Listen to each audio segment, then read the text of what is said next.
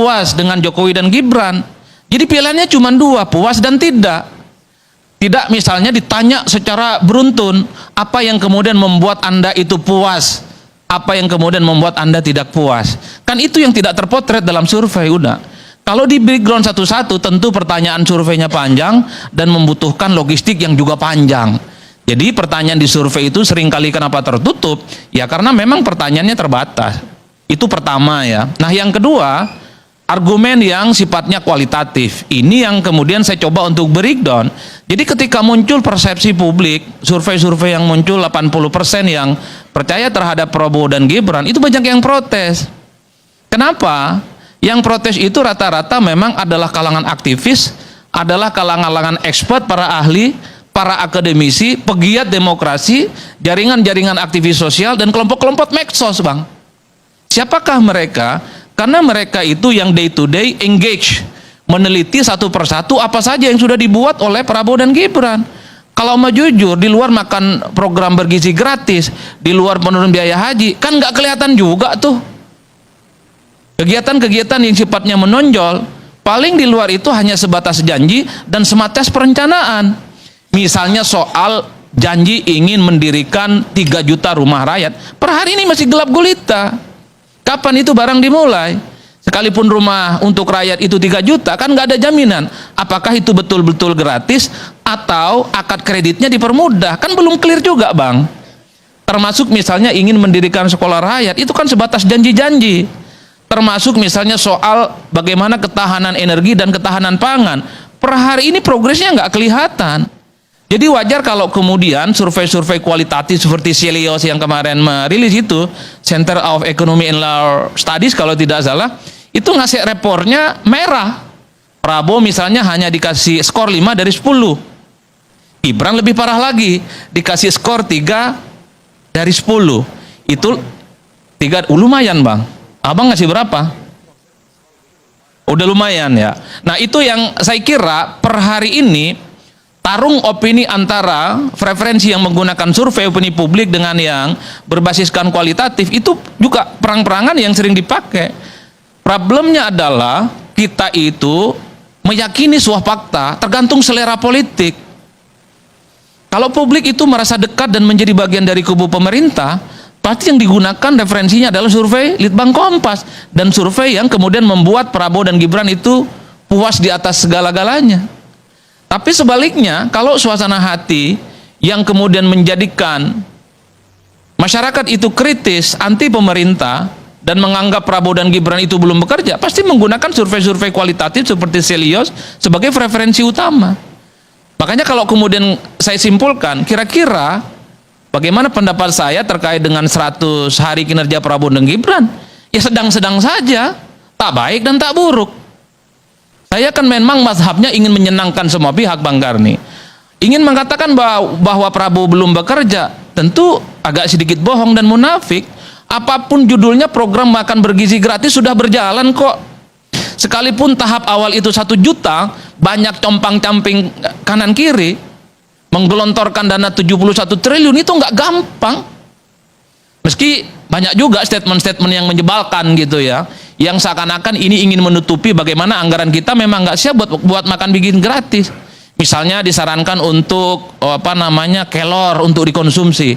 Aduh Bapak Ibu, tanpa diinstruksikan sekalipun kita yang petani makan daun kelor sampai sekarang kok.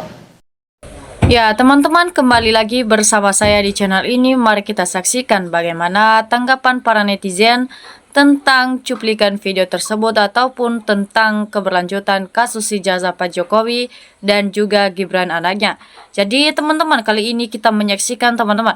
Ya, kata mereka di sini teman-teman, luar biasa Mas Adi Prayitno ini memang selalu menyampaikan apa adanya. Ya, gak direkayasa seperti Buser Mulyono ini. Ya, mungkin Pak Mas Adi Prayitno ini memang benar-benar mengatakan dengan sejujurnya dan membongkar dengan sejujurnya tentang kasus ini. Jadi memang betul ini nomor 1 orang di dunia yang bisa memiliki kejujuran dan tidak direkayasa kata-katanya. Bukan seperti Pak Mulyono ini yang hanya merekayasan kasus ijazahnya tersebut. Jadi Mulyono ini memang betul-betul bukan orang yang bisa dipercayai di Indonesia, teman-teman. Jadi teman-teman, kecerdasannya dan kejujuran Mas Adi Prayitno ini memang membuat membela dinasti jadi terdiam pelanga-pelango ya. Jadi teman-teman, Mas Adi Prayitno ini teruslah koreksi sesuatu fakta ya. Maju terus dan membongkar kejahatan-kejahatan yang telah dilakukan Bu Irma ini. Jadi semoga kali ini bisa secepatnya selesai masalah-masalah yang telah terjadi di Indonesia kita ini, teman-teman. Nah, jadi teman-teman, saya ingat ya, Mas Adi Prayitno ini memang orang yang sangat jujur ya, dan tidak pernah merekayasa kata-katanya dan tidak melakukan kebohongan ya, melainkan dia membenarkan yang benar, bukan membenarkan yang tidak benar. Jadi Pak Adi Prayitno ini memang benar-benar harus didukung dan diberikan support. Jadi teman-teman, semoga Pak Adi Prayitno ini bisa membongkar ya, teman-teman. Jadi kata mereka di sini, teman-teman, Bang Adi cerdas pikirannya ya, tidak kayak yang itu, bisanya bela-belain orang yang salah. Ya, betul teman-teman. Bang Adit Prayitno ini memang betul-betul orang yang sangat cerdas di dunia ini ya, tidak membela kebohongan ya. Jadi semoga Pak Adit Prayitno ini bisa membongkar seterusnya dan maju terus Indonesia oleh Pak Adit Prayitno ini. Jadi teman-teman, Irma ini kepengen jadi menteri juga, pantas jadi menteri, ganti menteri ya. Perum dan SDM coba gertanya gimana, aku percaya bisa membuka bobrok korupsi yang telah dilakukan Ibu Irma ini.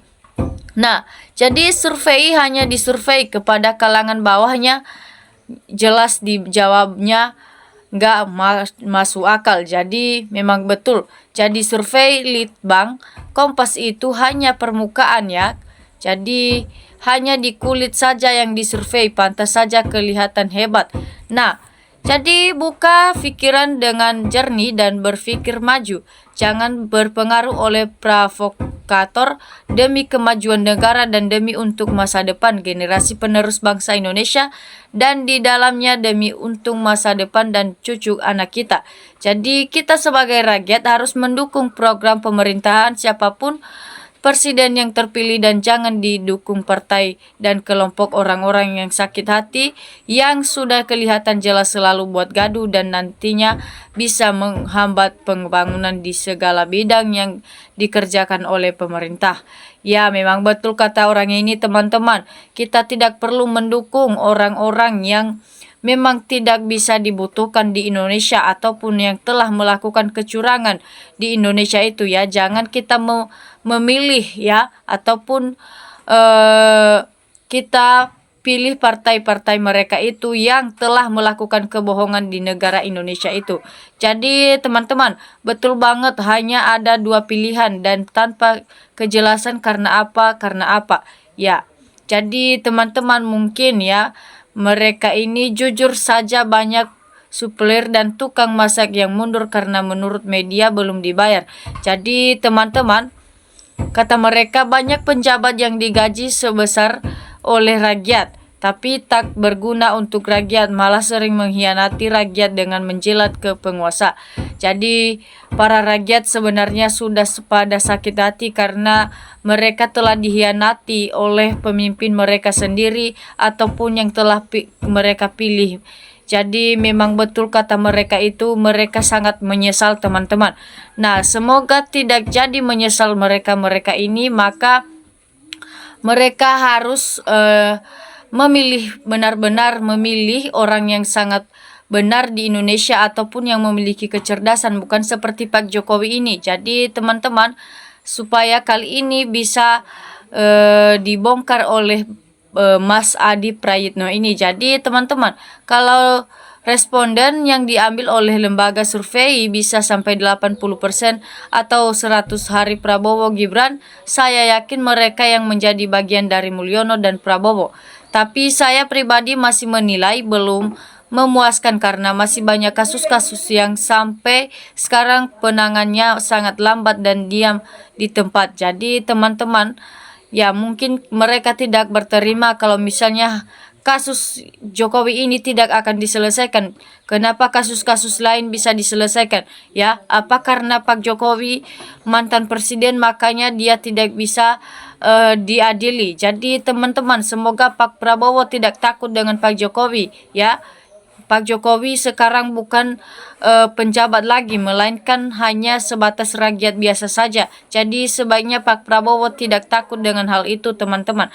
Nah, semakin sulit semua sebatas akan dan akan, ya. Jadi orang yang mendukung Jokowi serta keluarganya menurut pengamatan saya adalah orang yang masuk golongan PKI atau keturunan PKI, atau mereka adalah orang yang beraliansi komunisme. Jadi ya mungkin yang mendukung Pak Jokowi itu adalah orang-orang yang sudah termasuk dikatakan para termul ataupun yang telah diberikan uang, makanya mereka itu membela Pak Jokowi.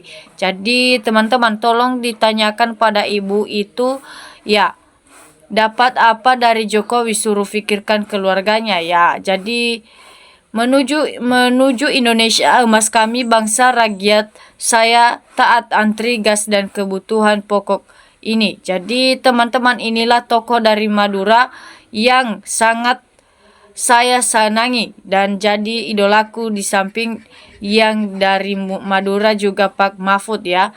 Jadi teman-teman, kenapa yang disurvei nggak berlanjutan perubahan gaspolnya?